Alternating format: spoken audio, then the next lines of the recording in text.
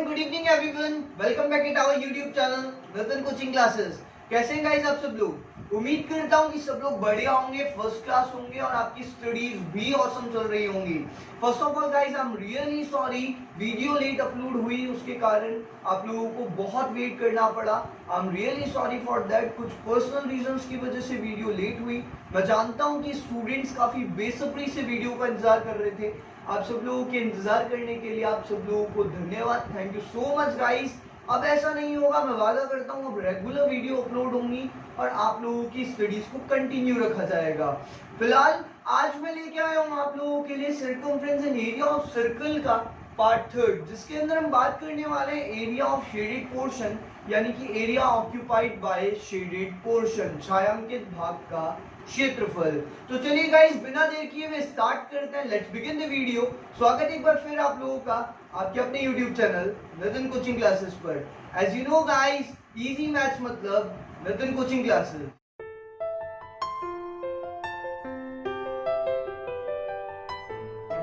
तो चलिए guys video शुरुआत करते हैं और देखते हैं आज का फर्स्ट क्वेश्चन, आज की वीडियो का फर्स्ट क्वेश्चन। देखिए गाइस, मैंने आप लोगों को लास्ट वीडियो के अंदर 15.3 के 5 क्वेश्चंस कंप्लीट करा दिए थे और आज मैं मूव ऑन कर रहा हूं क्वेश्चन नंबर 6 के ऊपर। तो देखिए क्वेश्चन नंबर 6 क्या कह रहा है। त्रिज्या 8 सेंटीमीटर वाले वृत्त के अंतर्गत खींचे जा सकने वाले वर्ग का क्षेत्रफल ज्ञात करो। किसका क्षेत्रफल ज्ञात करना है? वर्ग का क्षेत्रफल ज्ञात करना, ध्यान रखिएगा।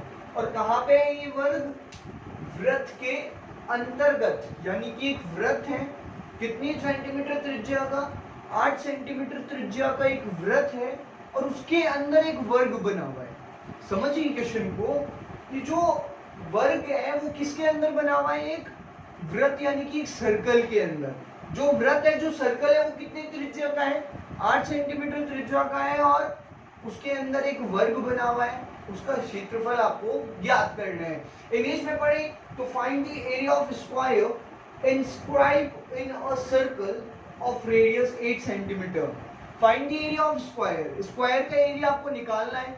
इंस्क्राइब मतलब अंदर बना हुआ है, स्क्वायर जो है वो अंदर बना हुआ है, किसके? एक सर्कल के, एक 8 सेंटीमीटर वाले रेडियस वाले सर्कल के अंदर एक स्क्वायर बना हुआ है, एक वर्ग बना हुआ है, उसका एरिया आपको निकालना है। तो देखिए डायग्राम किस तरह से बनेगा हमारा। ये तो हमारा सर्कल हो गया, क्लियर है, 8 सेंटीमीटर रेडियस का सर्कल है और इसके अंदर क्या बना हुआ है जी? एक स्क्वायर। ये हमारा एक स्क्वायर बना हुआ है, लग नहीं रहा वैसे, मान लीजिएगा स्क्वायर बना हुआ है और इसका आपको क्या निकालना है जी? एरिया निकालना है। तो ध्यान से सुनिएगा, हमारे पास रेडियस है क्या सर्कल की? सर्कल की रेडियस है हमारे पास, कितनी है? 8 सेंटीमीटर, 8 सेंटीमीटर। तो सर्कल की रेडियस क्या ये हो सकती है? बोलो हाँ या ना? बिल्कुल सर, एकदम सेंटर से लेकर आपने बाउंड्री पे टच करा दिया तो इसका मतलब ये रेडियस है, नहीं त्रिज्या ही है, क्लियर है। अच्छा, क्या ये भी रेडियस है? बिल्कुल सर, ये भी रेडियस है। अच्छा, क्या ये रेडियस है? जी सर, ये भी रेडियस है। और ये सर, ये भी रेडियस है। ये सब कितने कितने की है? 8 सेंटीमीटर की है। बोलो जी हाँ या ना? 8 सेंटीमीटर की है, सही है सुनो? हाँ जी सर, 8 सेंटीमीटर की है। बोलिए आपको क्या निकालना है? इस स्क्वायर का एरिया, इस स्क्वायर का क्या निकालना है जी? एरिया निकालना है, वर्ग का क्षेत्रफल निकालना है। तो वैसे तो आप एरिया ऑफ स्क्वायर का फॉर्मूला जानते हो सर। एरिया ऑफ स्क्वायर का जो फॉर्मूला होता है ना, वो होता है साइड इनटू साइड, यानी कि साइड का स्क्वायर, क्लियर। वर्ग का क्षेत्रफल क्या होता है? सर वर्ग का क्षेत्रफल होता है भुजा इनटू भुजा। वर्ग का क्षेत्रफल होता है भुजा इनटू भुजा। तो सर यहाँ पे इसकी साइड यानी कि भुजा तो है ही नहीं सर, यहाँ पे साइड भुजा तो दे ही नहीं रखी, कहाँ है बताओ? A B B C C D या ए डी में से कौन सी चीज दे रखी? नहीं दे रखी। तो देखो ये इससे तो निकलेगा नहीं इसका मतलब, क्योंकि साइड हमारे पास नहीं है, साइड से तो निकलेगा नहीं। लेकिन आप देखो, जरा गौर से देखो, इस ए बी सी डी वाले स्क्वायर के अंदर कितने ट्रायंगल्स हैं, कितने त्रिभुज हैं? इस वर्ग के अंदर, ए बी सी डी वाले वर्ग के अंदर कितने त्रिभुज हैं? यही तो निकालना है ना आपको, ए बी सी डी का एरिया निकालना है। Area of ABCD square, clear है। तो इसके अंदर 4 ट्रायंगल आपको नजर आ रहे होंगे, 4 त्रिभुज आपको दिख रहे होंगे। देखो सर 1 2 3 4 से यस और नो, 4 ट्रायंगल दिख रहे हैं, 4 त्रिभुज दिख रहे हैं। देखो आप 1 2 3 और 4 ट्रायंगल है। और सर ये कौन से ट्रायंगल है? राइट एंगल ट्रायंगल है सर, समकोण त्रिभुज है सर। कैसे? यहाँ पे 90 डिग्री कैसे बना? आप लोग जानते होंगे स्क्वायर के डायगोनल, स्क्वायर के विकर्ण जो होते हैं वो 90 डिग्री पे समद्विभाजित करते हैं, मतलब 90 डिग्री पे बाइसेक्टर्स होते हैं। किसके डायगोनल्स? स्क्वायर के डायगोनल्स। बोलो हाँ या ना। इसका मतलब यहाँ पे कितने डिग्री एंगल बना? 90 डिग्री एंगल बना। और अगर 90 डिग्री एंगल बना तो ये चारों कौन से ट्रायंगल हुए? ये चारों ट्रायंगल हुए राइट एंगल ट्रायंगल, यानी कि समकोण त्रिभुज। तो आपको करना क्या है? एक समकोण त्रिभुज का एरिया निकालो, समकोण त्रिभुज का क्षेत्रफल निकालो एक का, उसको 4 से क्या कर देना? मल्टीप्लाई कर देना। एक area of right angle triangle निकाल लो, उसको 4 से मल्टीप्लाई कर देना, तो ये आपका एबीसीडी आ जाएगा। देखो भाई इससे क्यों नहीं निकाल रहा मैं? क्योंकि मेरे पास साइड नहीं है यहाँ पे। एरिया ऑफ स्क्वायर में जानता तो हूँ, वर्ग का क्षेत्रफल में जानता हूँ, भुजा इंटू भुजा यानी कि साइड इंटू साइड होता है, लेकिन कहाँ दी गई आपको भुजा? साइड कहाँ पे है? नहीं है ना। तो इसलिए दूसरा तरीका अप्लाई कर रहे हैं। हम देख पा रहे हैं कि यहाँ पे कितने ट्रायंगल हैं, कितने त्रिभुज हैं? यहाँ पे 4 ट्रायंगल 4 त्रिभुज हैं। और कौन से? राइट एंगल ट्रायंगल यानी कि समकोण त्रिभुज। तो एक समकोण त्रिभुज का क्षेत्रफल लगा दो। समकोण त्रिभुज का क्षेत्रफल हमने लगाया, यानी कि area of right angle triangle, area of right angled triangle. तो जब आप ये फॉर्मूला लगाएंगे समकोण त्रिभुज का क्षेत्रफल यानी कि area of right angle triangle, तो आप देखेंगे half into base into height, यानी कि 1/2 इंटू आधार इंटू ऊंचाई। यही फॉर्मूला होता है राइट एंगल ट्रायंगल यानी समकोण त्रिभुज के क्षेत्रफल का, 1/2 इंटू आधार इंटू ऊंचाई। तो यहाँ आप देखेंगे कि सर 1/2 का 1/2 आ गया बेस। बेस कितना है? देखो कौन से ट्रायंगल की बात करूं बताओ? कोई से भी ट्रायंगल की बात कर लो। इसकी बात करते हैं तो यहाँ पे बेस क्या है? 8, ठीक है जी। हाइट क्या है यहाँ पे? ऊंचाई क्या है? 8। सर आधार भी 8 और ऊंचाई भी 8? जी हाँ बिल्कुल, बेस भी 8 और हाइट भी 8। बताइए क्लियर है? देखेंगे आपसे 2 4 जा 8 कट जाएगा, 4 8 जा 32 और 32 1 जा 32 सेंटीमीटर स्क्वायर। वापस सुन लीजिएगा, 2 4 जा 8 कट गया, 4 8 जा 32 सेंटीमीटर स्क्वायर आ गया। ये कितने का एरिया आ गया? 1 का आ गया। आप क्या करा देंगे? 4 से मल्टीप्लाई करा देंगे, 32 इंटू 4 यानी कि 4 2 जा 8, 4 3 जा 12, 128 सेंटीमीटर स्क्वायर। तो ये क्या आ गया? आपके पूरे स्क्वायर का area, area of ABCD, area of square ABCD, यानी कि एबीसीडी का एरिया आ चुका है आपके पास में। जो वर्ग है एबीसीडी उसका क्षेत्रफल आ चुका है कितना जी? 128 सेंटीमीटर स्क्वायर। बताइए क्लियर है क्या? उम्मीद करता हूँ समझ में आ गया होगा। देखिए करना क्या है, एक सर्कल था यहाँ पे जिसकी रेडियस आपको दी गई थी 8 सेंटीमीटर। उसके अंदर क्या बना हुआ है? एक स्क्वायर बना हुआ है एबीसीडी, और उसी का एरिया आपको निकालना है। तो आप जानते हैं एरिया ऑफ स्क्वायर यानी कि वर्ग का क्षेत्रफल क्या होता है? भुजा इंटू भुजा, साइड इंटू साइड। लेकिन ये नहीं लग सकता है यहाँ पे, क्यों? क्योंकि हमारे पास साइड यानी कि भुजा है ही नहीं भैया, कहीं दी नहीं हमको साइड। लेकिन हम देखते हैं कि सर यहाँ पे कितने ट्रायंगल बन रहे हैं? 4 ट्रायंगल बन रहे हैं। सर बन रहे तो नहीं है, बन तो नहीं रहे, बनाने हैं भाई। रेडियस हमने रेडियस से बना दी ना। देखिए ये हमने यहाँ पे रेडियस ली, हमने यहाँ रेडियस ली, हमने यहाँ पे रेडियस ली और यहाँ पे रेडियस ली। ये सब 8 8 की थी। तो आपने देखा कि यहाँ पे कितने ट्रायंगल बन रहे हैं जी? 4 ट्रायंगल बन रहे हैं। और कौन से? राइट एंगल ट्रायंगल बन रहे हैं, समकोण त्रिभुज बन रहे हैं। सर क्यों बन रहे हैं? क्योंकि यहाँ पे आप जानते हैं स्क्वायर के जो डायगोनल होते हैं, वर्ग के जो विकर्ण होते हैं, डायगोनल होते हैं, वो 90 डिग्री पे समद्विभाजित, मतलब 90 डिग्री पे बाइसेक्ट करते हैं। तो इसका मतलब ये कौन से ट्रायंगल हो गए? चारों राइट एंगल ट्रायंगल हो गए। हमने एक का एरिया निकाल दिया। एक का कैसे निकाला? Half into base into height, यानी कि 1/2 इंटू आधार इंटू ऊंचाई। 1/2 बेस कितना है? 8, हाइट भी कितनी है? 8, आधार भी 8 और ऊंचाई भी 8। तो 8 इंटू 8 हमने रखा 2 4 जा 8 4 8 जा 32।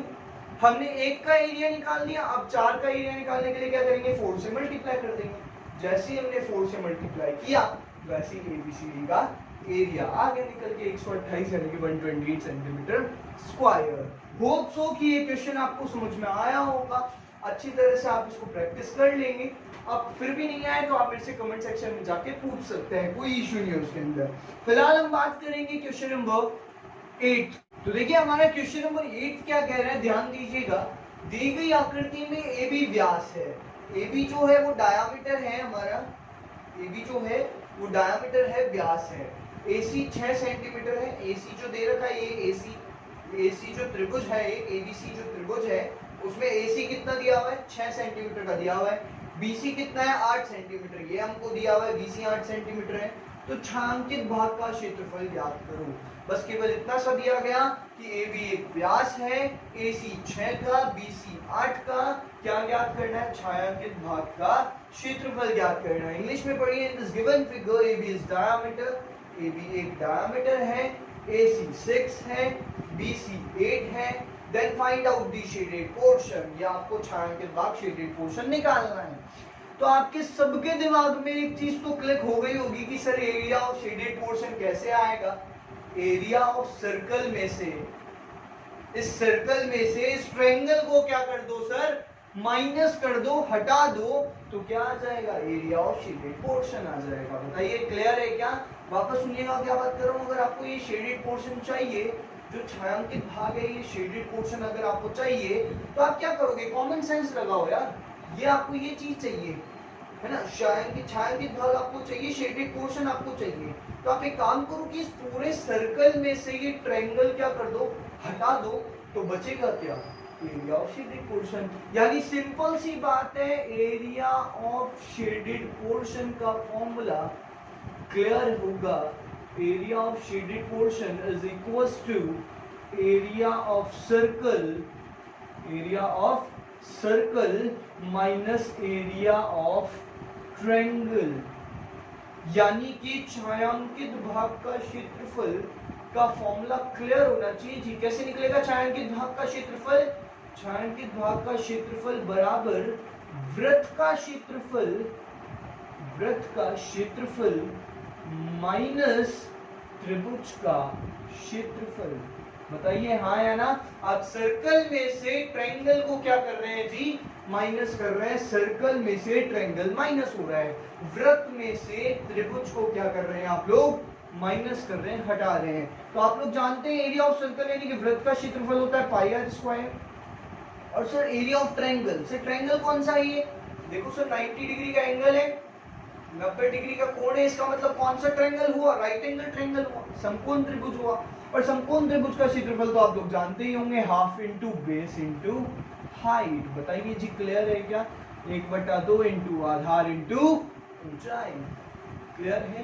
तो छायांकित भाग, एक बार वापस सुनिएगा, छायांकित भाग कैसे निकाल रहे हैं हम, इस पूरे वृत्त में से त्रिभुज को क्या कर रहा हूं, माइनस कर रहा हूं, हटा रहा हूं। तो इस पूरे सर्कल में से जब हम ट्रायंगल माइनस करते हैं तो आपने देखा सर्कल यानी वृत्त का क्षेत्रफल पाई आर स्क्वायर और ट्रायंगल यानी कि समकोण त्रिभुज, राइट एंगल ट्रायंगल का formula half into base into height, 1/2 into आधार इंटू ऊंचाई।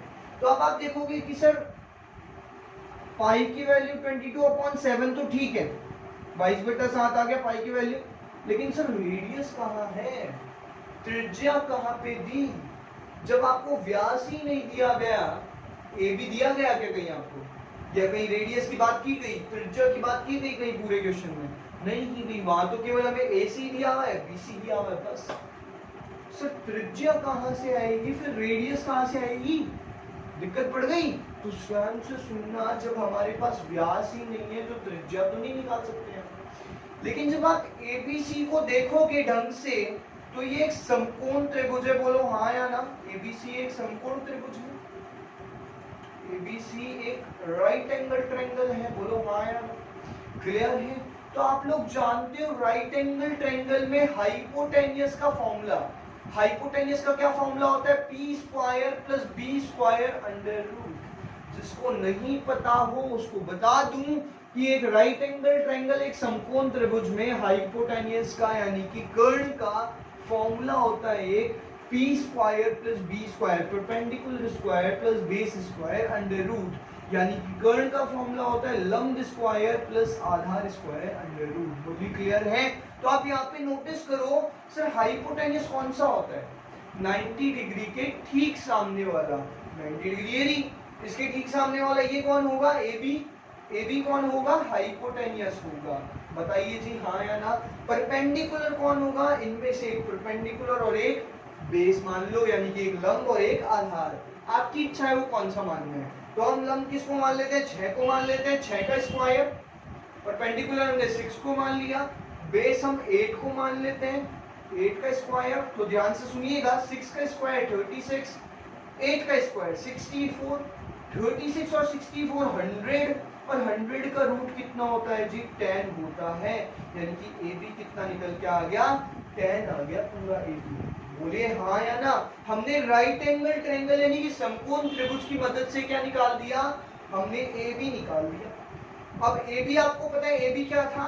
डायामीटर था। AB इज डायामीटर, AB व्यास था।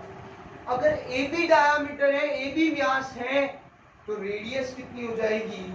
5 हो जाएगी, क्योंकि AB 10 आ गया तो रेडियस यानी कि त्रिज्या, व्यास अगर 10 है तो त्रिज्या उसकी आधी होती है। तो radius is half of the diameter. अगर व्यास हमारे पास में 10 आया है तो रेडियस यानी कि त्रिज्या कितनी आ जाएगी जी? 5 आ जाएगी, 5 का स्क्वायर आ जाएगा। बताइए क्लियर है अभी? अब आगे चलिए, हाफ इंटू बेस। ये जो ट्रायंगल था राइट एंगल ट्रायंगल, इसमें बेस हमने 8 माना और हाइट हमने 6 मानी। बोलिए हाँ या ना। 8 इंटू 6। होप सो कि यहाँ तक क्लियर होगा। अब तो कैलकुलेशन है, देखिए क्या करना है। 22 का 22/7 मल्टीप्लाई 5 का स्क्वायर 25 माइनस इसको काट लीजिए, 2 4 जा 8। बताइए हाँ या ना। और 6 4 जा 24। शेयर सुनो। अब देखिए क्या कर रहे हैं, 22 को 25 से आप लोग मल्टीप्लाई कराएंगे तो आ जाएगा 550/7 माइनस 24। अब सबसे इजी तरीका क्या है कि आप पहले डिवाइड दे दीजिए। 7 का डिवाइड 550 में आप जब देंगे तो आप देखेंगे 7 7 जा 49 जाएगा, 7 8 जा 56 जाएगा, 7 5 जा 35 चला जाएगा, यानी कि 78.5। 78.5 में से जब आप 24 यानी कि 24 माइनस करेंगे तो आप देखेंगे कि आएगा आपके पास में 54.5 सेंटीमीटर स्क्वायर। बताइए जी क्लियर है क्या? ये आपका छायांकित भाग यानी कि शेडेड पोर्शन निकल के आ चुका है। होप सो कि आपको क्वेश्चन क्लियर होगा गाइस। उम्मीद करता हूं कि पूरा बढ़िया तरीके से आपको समझ में आया होगा। समरी एक बार मैं रिवाइज करा देता हूं आपको। देखिए क्या निकालना है आपको, छायांकित भाग का क्षेत्रफल यानी कि शेडेड पोर्शन आपको निकालना है। तो एरिया ऑफ शेडेड पोर्शन के लिए आप क्या करेंगे? Area of circle minus area of triangle. Area of shaded portion के लिए क्या करेंगे आप? ये छायांकित भाग आपको चाहिए तो कैसे निकालेंगे? पूरे सर्कल में से, इस वृत्त में से इस त्रिभुज को क्या कर देंगे आप? माइनस कर देंगे। सर्कल में से त्रिभुज यानी ट्रायंगल को हटा देंगे, माइनस कर देंगे। तो area of circle pi r square और area of triangle, so triangle कौन सा था? राइट एंगल ट्रायंगल, क्योंकि 90 डिग्री का एंगल है तो समकोण त्रिभुज हुआ। और समकोण त्रिभुज का क्षेत्रफल आप जानते ही हो, राइट एंगल ट्रायंगल का formula half into base into height, यानी कि 1/2 इंटू आधार इंटू ऊंचाई। तो आप देखेंगे कि सर पाई की वैल्यू 22/7 तो ठीक है, लेकिन सर रेडियस कहां से आई? रेडियस तो थी नहीं, कई बात ही नहीं करी रेडियस की, तो डायमीटर नहीं दिया तो रेडियस आप वैसे भी नहीं निकाल सकते। तो फिर सर क्या करें? आपने देखा कि सर एबीसी एक राइट एंगल ट्रायंगल है और एक राइट एंगल ट्रायंगल में आप हाइपोटेन्यूस यानी कि कर्ण का फॉर्मूला जानते हो। हाइपोटेन्यूस का फॉर्मूला होता है p square plus b square under root. जिसको नहीं पता वो याद कर लीजिएगा, हाइपोटेन्यूस का formula p square plus b square under root, यानी कि कर्ण का फॉर्मूला लंब स्क्वायर प्लस आधार स्क्वायर अंडर रूट। कर्ण यानी कि हाइपोटेन्यूस कौन सा होता है? 90 डिग्री के ठीक सामने वाला। तो 90 डिग्री के ठीक सामने वाला कौन है? AB। AB आ गया परपेंडिकुलर और बेस, इन दोनों में से एक चीज मान लेना। तो परपेंडिकुलर हमने 6 माना, लंब हमने 6 माना, बेस यानी कि आधार हमने 8 मान लिया। तो आप देखेंगे 6 का स्क्वायर 36 आ जाएगा, 8 का स्क्वायर 64 आ जाएगा। बताइए 64 और 36 कितना हो जाएगा? 100, और 100 का अंडर रूट आप लोग जानते ही हो 10। बताइए अगर AB 10 आ गया, अगर डायामीटर यानी कि व्यास 10 आ गया, तो तो त्रिज्या यानी कि रेडियस कितनी हो जाएगी जी 5 हो जाएगी, आधी हो जाएगी, क्योंकि आप लोग जानते हो त्रिज्या व्यास की आधी होती है। तो अगर ए बी हमारे पास 10 है तो त्रिज्या 5 हो जाएगी। हमने वैल्यू रखी 5 का स्क्वायर हाफ इंटू बेस। इस ट्रायंगल में बेस क्या था 8 और हाइट क्या थी 6, तो 8 इंटू 6, आधार 8 और ऊंचाई 6। तो आप देखेंगे 22 का 22 बटे 7 का 7, 5 का स्क्वायर 25 होता है, 25 25 5 5 से 25। 2 से हमने 8 काट लिया, कितने टाइम 4 टाइम, 4 6 24 यहाँ कट गया। 22 को 25 से मल्टीप्लाई करेंगे तो 550 अपॉन में 7 माइनस 24। जब आप डिवाइड देंगे 7 का डिवाइड 550 में दीजिए, 7 का भाग 550 में दो कितनी बार जाएगा 78.5 यानी कि 78.5 माइनस आप करेंगे 24, तो 78.5 में से 24 माइनस करेंगे तो 54.5 आपका एक्यूरेट आंसर है। बताइए क्लियर है? एरिया ऑफ शेडेड पोर्शन यानी कि छायांकित भाग कितना आ गया 54.5। बस ध्यान रखिएगा रेडियस कैसे निकालेंगे, इस राइट एंगल ट्रायंगल में हाइपोटेन्यूज से पहले व्यास आ जाएगा, डायमीटर आ जाएगा, उसके बाद रेडियस तो आधी हो ही जाएगी। बताइए क्लियर है क्या? Circle minus triangle, area of shaded portion is equals to area of circle minus area of triangle. Clear है गाइस? छायांकित भाग का क्षेत्रफल बराबर वृत्त का क्षेत्रफल माइनस त्रिभुज का क्षेत्रफल। क्लियर है? तो यहाँ अब हम मूव करेंगे क्वेश्चन नंबर 10 की तरफ। 8th हमने किया है, 9th अभी हम रोक रहे हैं, उसके बाद में हम मूव कर रहे हैं क्वेश्चन नंबर 10 पे। सो गाइस हमारा क्वेश्चन नंबर 10 देखिए क्या कह रहा है। दी गई आकृति में अर्धवृत्त की त्रिज्या 7 सेंटीमीटर है। ये जो आपको अर्धवृत्त दिख रहा है पूरा बड़ा, इसके अंदर कुछ मत देखिएगा, ये जो अर्धवृत्त आपको दिख रहा है इसकी त्रिज्या कितनी दी गई है 7। यहाँ से लेकर यहाँ तक कितनी है इसकी त्रिज्या 7 है। अर्धवृत्त में बने वृत्त का क्षेत्रफल ज्ञात करो। ये जो वृत्त बना हुआ है अर्धवृत्त के अंदर, ये जो वृत्त बना हुआ है इसका क्षेत्रफल आपको ज्ञात करना है। इंग्लिश में पढ़िएगा ध्यान से। In the given figure the radius of semi circle is 7। ये जो सेमी सर्कल दिख रहा है बड़ा वाला सेमी सर्कल, तो इस सेमी सर्कल की जो रेडियस है वो कितनी है 7 है। क्लियर है? Find out the area of circle inscribe the semi circle, यानी कि इस सर्कल का एरिया आपको फाइंड आउट करना है जो कि किसके अंदर बना हुआ है, इस सेमी सर्कल के अंदर बना हुआ है। ये जो एरिया, ये जो सर्कल आपको बना हुआ है इसी वृत्त का आपको क्षेत्रफल ज्ञात करना है। तो आपको मालूम होगा गाइस एरिया ऑफ सर्कल हमें निकालना है, यानी कि वृत्त का क्षेत्रफल हमें निकालना है। ठीक है जी? ये जो अंदर की तरफ ये जो वृत्त है ना, ये जो अंदर है वृत्त, इसी वृत्त का आपको क्या निकालना है जी, क्षेत्रफल निकालना है। बोलो हाँ यार, इसी वृत्त का आपको क्या निकालना है जी, क्षेत्रफल निकालना है। तो आपको मालूम है एरिया ऑफ सर्कल क्या होता है, पाई आर स्क्वायर। तो पाई की वैल्यू तो 22/7, लेकिन रेडियस यानी कि त्रिज्या कहाँ है, तो देखो वो त्रिज्या, वो रेडियस तो किसकी है, इस सेमी सर्कल की बंधु है, इसकी थोड़ी ना है, इस सर्कल की थोड़ी ना। बोलो हाँ यार। लेकिन आप ध्यान से सुनोगे तो आप देखोगे कि सर ये जो सेमी सर्कल की रेडियस है यहाँ से लेकर यहाँ तक उतनी यहाँ से यहाँ तक होगी। भाई एक सर्कल है, एक सर्कल है तो इसकी रेडियस यहाँ भी होगी और यहाँ भी होगी। अब इसको आधा कर लो, सेमी सर्कल कर लो, तो सेमी सर्कल में आपने देखा कि इसकी रेडियस यहाँ भी है और यहाँ भी है। बोलो हाँ यार। सेमी सर्कल में आपने देखा कि रेडियस यहाँ से लेकर यहाँ तक भी होगी और यहाँ से लेकर यहाँ तक भी होगी। तो इसका मतलब ये जो अर्धवृत्त आपको दे रखा है इसकी त्रिज्या ये 7 है, तो ये भी कितनी होगी 7 होगी। ठीक है? अब मेरी बात ध्यान से सुनिएगा, ये जो आपको पूरी ये अर्धवृत्त की त्रिज्या, अर्धवृत्त की रेडियस दी गई, ये एक्चुअल में क्या है, इस सर्कल का डायामीटर है। बोलो हाँ या ना। ये जो अर्धवृत्त, पहले इंग्लिश में सुनो फिर हिंदी में बोलूंगा, ध्यान से सुनना। ये जो सेमी सर्कल है इसकी ये जो रेडियस है वो ही तो इस सर्कल का डायामीटर है।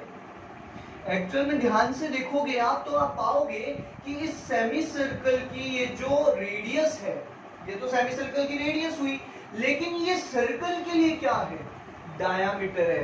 मतलब बड़े वाले सर्कल, बड़े वाले सेमी सर्कल की रेडियस और इस छोटे वाले सर्कल का डायामीटर सेम है। हाँ या ना? मतलब कि इस छोटे वाले सर्कल का डायामीटर यानी कि व्यास कितना हो जाएगा, 7 हो जाएगा। बोलो हाँ या ना। डायामीटर 7 है।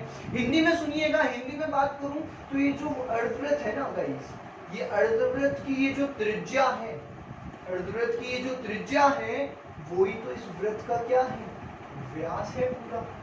बोलो हाँ या ना। ये जो चीज है जिसपे मैं लाइन खींच रहा हूं अभी, ये इस अर्धवृत्त की तो त्रिज्या है, लेकिन इस वृत्त का क्या है, व्यास है। बोलो क्लियर है क्या? तो ये अगर साथ है तो ये भी साथ हुआ, यानी कि अगर वृत्त का, सर्कल का व्यास डायामीटर 7 है तो रेडियस क्या हो जाएगी, 7/2 हो जाएगी। बोलिए क्लियर है? वापस समझिएगा, ये जो सर्कल है इसका ये जो डायामीटर है वही तो इसकी रेडियस है, ठीक है। तो अगर ये जो इस अर्धवृत्त का ये जो त्रिज्या है वो ही व्यास है, तो वृत्त का व्यास अगर 7 है तो त्रिज्या कितनी हो जाएगी, 7/2। सोचो ना, ये 7 है तो यहाँ से लेकर यहाँ तक कितना होगा यार, यही तो पूछ रहा है, तो 7/2 ही तो होगा। देखो ना तुम, इसका आधा ही तो दिख रहा है तुम्हें। सोचो ना, ये वृत्त है, इस वृत्त की त्रिज्या यही होगी, रेडियस यही होगी, तो ये इतना बड़ा और ये इसका आधा। बोलो क्लियर है क्या? ये जो सर्कल है उसका ये जो डायमीटर है वो अगर 7 आ गया तो रेडियस 7/2 हो जाएगी, 7/2 × 7/2। बोलिए क्लियर है क्या? तो आप जब देखेंगे कि सर 7 से 7 कैंसिल हो गया, 2 1 जा 2, 2 1 जा 2 कैंसिल हो गया, 11 7 जा 77 और अपॉन में 2, यानी कि 38.5 सेंटीमीटर स्क्वायर। बोलिए जी, बात क्लियर है, समझ में आई? एक बार वापस से सुन लीजिएगा, मैं आपको वापस बता देता हूँ। पाई की वैल्यू 22/7, रेडियस हमारे पास में 7/2 × 7/2, तो हमने 7 से 7 काट दिया, 2 से 22 काटा 11 टाइम, 11 7 जा 77 अपॉन में 2, तो 2 का डिवाइड 77 में दिया तो 38.5 सेंटीमीटर स्क्वायर आपका आंसर। एक बार डायग्राम देख लीजिए, डायग्राम मैं आपको वापस से बता देता हूँ। फिलहाल मेरे को आप एक चीज बताएंगे कि सर ये जो सेमी सर्कल है, ये जो सेमी सर्कल आपको दिया हुआ है इसकी रेडियस कहां से कहां तक है, जहां तक यही है सेमी सर्कल, यहां से लेकर और यहां तक यही रेडियस है। बोलो हाँ है ना? तो ये जितनी है उतनी, थोड़ा बड़ा बन गया चलो कोई बात नहीं, छोटा करते हैं इसको, ये जी छोटा हो गया। तो ये जो रेडियस है 7 सेंटीमीटर की, यहाँ से लेकर और यहाँ तक, ये जो 7 सेंटीमीटर की रेडियस है वही तो ये होगी, इतनी तो होगी। यही तो 7 सेंटीमीटर, ये 7 सेंटीमीटर, तो ये भी 7 सेंटीमीटर। बोलो हाँ यार। लेकिन ये सर्कल का क्या है जी, डायामीटर है। बोलो हाँ यार। ये जो 7 है ये क्या है, डायामीटर है, व्यास है। तो अगर व्यास 7 का है तो त्रिज्या यानी कि यहाँ से यहाँ तक कितनी होगी, 7/2 हो गई, 7/2। और आप जानते हो एरिया ऑफ सर्कल, ये अंदर वाला एरिया ऑफ सर्कल निकालना है, वृत्त का क्षेत्रफल निकालना है। पाई r स्क्वायर, पाई की वैल्यू 22/7, रेडियस 7/2 × 7/2 क्योंकि स्क्वायर है। और जब आपने कैलकुलेशन करी तो 38.5 आपका आंसर आ गया। बताइए, अगर किसी को कोई भी डाउट है तो डैम श्योर आप लोग पूछ सकते हैं मुझसे। आप लोग कमेंट सेक्शन में जा सकते हैं, आप लोग व्हाट्सएप कर सकते हैं, इंस्टाग्राम, फेसबुक, जो भी आप जिस तरह से भी कांटेक्ट करना चाहें उस तरह से कांटेक्ट करके आप पूछ सकते हैं। लेकिन पूछना जरूर है गाइस, समझना जरूर है। अगर नहीं समझ में आएगा तो मैं डैम श्योर गारंटी देता हूँ आपको इस चीज की कि नेक्स्ट वीडियो के अंदर जरूर इंक्लूड करूंगा इस क्वेश्चन में। So let's move on guys, question number 11। So guys ये है हमारा क्वेश्चन नंबर 11। देखिए क्या कह रहा है क्वेश्चन नंबर 11। यदि R1 व R2 त्रिज्याओं वाले वृत्तों की परिधियों का योग, यानी दो वृत्त हैं और दोनों की रेडियस आपको दी हुई है R1 और R2, इनकी परिधियों का योग R त्रिज्या वाले वृत्त की परिधि के बराबर है। मतलब दो वृत्तों की परिधियों का योग एक अलग वृत्त के तीसरे वृत्त की परिधि के बराबर है। इन दोनों की रेडियस तो R1 और R2 है और इसकी रेडियस R है। क्लियर है गाइस? वापस सुन लीजिएगा। यदि R1 व R2 त्रिज्याओं वाले वृत्तों की परिधियों का योग, यानी हमारे पास दो वृत्त हैं, फर्स्ट एंड सेकंड, इसकी रेडियस R1, इसकी रेडियस R2, इन दोनों की परिधियों का योग इस वृत्त की परिधि के बराबर है। इसकी त्रिज्या कितनी है, इसकी रेडियस कितनी है, R। क्लियर है? समझ में आई गाइस? वापस सुन लेना, इन दोनों की परिधियों का योग इसकी परिधि के बराबर है। इसकी रेडियस R1, इसकी रेडियस R2 और इस वाले की R। क्लियर है? तो सही विकल्प है। इन चारों ऑप्शन में से सही आंसर कौन सा है आपको बताना है। इंग्लिश में सुनिएगा। If the sum of circumferences of two circle of radius R1 and R2, दो सर्कल हैं और दोनों की सर्कमफ्रेंस का टोटल इन दोनों की सर्कमफ्रेंस का टोटल इस तीसरे सर्कल की is equal to the circumference of circle of radius r, यानी कि इस तीसरे सर्कल की सर्कमफ्रेंस के बराबर है। इन दोनों की सर्कमफ्रेंस का टोटल इस तीसरे सर्कल की सर्कमफ्रेंस के इक्वल है। इसकी रेडियस r1, इसकी r2 और इसकी r। क्लियर है? तो आपको राइट ऑप्शन बताना है। आइए देखिए क्या कह रहा था क्वेश्चन, वो दिखाता हूं आपको। सॉल्यूशन स्टार्ट करते हैं। क्या कह रहे हैं? Circumference, sum of circumference of two circle, sum of circumference of two circle is equal to the circumference of new circle। ऐसे कर देते हैं, new circle, circumference of new circle। यानी हिंदी में अगर बात करूं तो दो वृत्तों